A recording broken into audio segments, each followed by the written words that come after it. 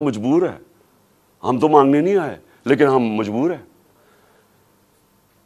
آخر میں اپنے سارے پاکستانیوں کو جو پیغام دینا وہ یہ ہے کہ دیکھیں، آپ نے سب نے، میں نے فیصلہ کیا پھر سے کہ جیسے ہی میں یہاں سے ٹھیک ہوں گا میں سیدھا سڑک پہ، اور میں نے اسلام آباد کی کال دے دی. آپ سب سے میں صرف یہ کہتا ہوں کہ اپنے بچوں،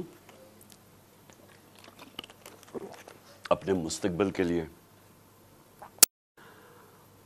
آپ نے کبھی کمپرومائز نہیں کرنا اپنی آزادی کے لیے. غلام قوم دنیا میں اس کی عزت نہیں ہوتی.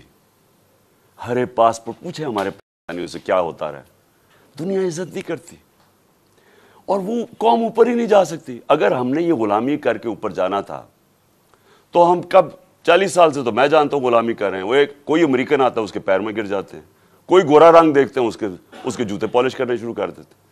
وہ جب سازش ہو رہی تھی تو مجھے یاد ہے کہ امریکن وہ عورت کوئی امریکن ایمبسی سے مریم نواز کو ملنے گئی، وہ گھر سے باہر گئی اس کو ریسیو کرنے کے لیے. اسے ایسے ملے جیسے کوئی برطانیہ کی پتہ نہیں کوئی ملکہ آ گئی.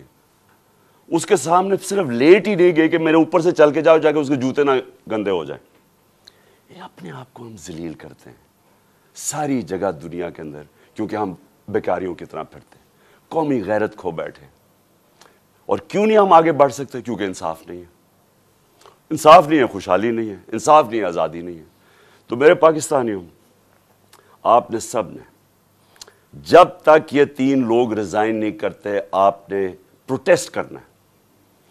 آپ نے سڑکوں پہ پروٹیسٹ کرنا، آپ کو آپ کا آئین رائٹ دیتا ہے. ظلم اور ناانصافی کے خلاف کھڑا ہونا آپ کا دین آپ کو حکم کرتا ہے. جہاد کرنا ہے. جہاد کیا ہے؟ ظلم کے سامنے کھڑے ہونا، ناانصافی کا مقابلہ کرنا، اپنی آزادی کے لیے کھڑے ہونا. یہ آپ کا فرض ہے. اور اللہ نے کیوں کیا ہوا ہے؟ کیونکہ اللہ کو پتہ ہے کہ غلام کی کوئی پرواز نہیں ہے. تو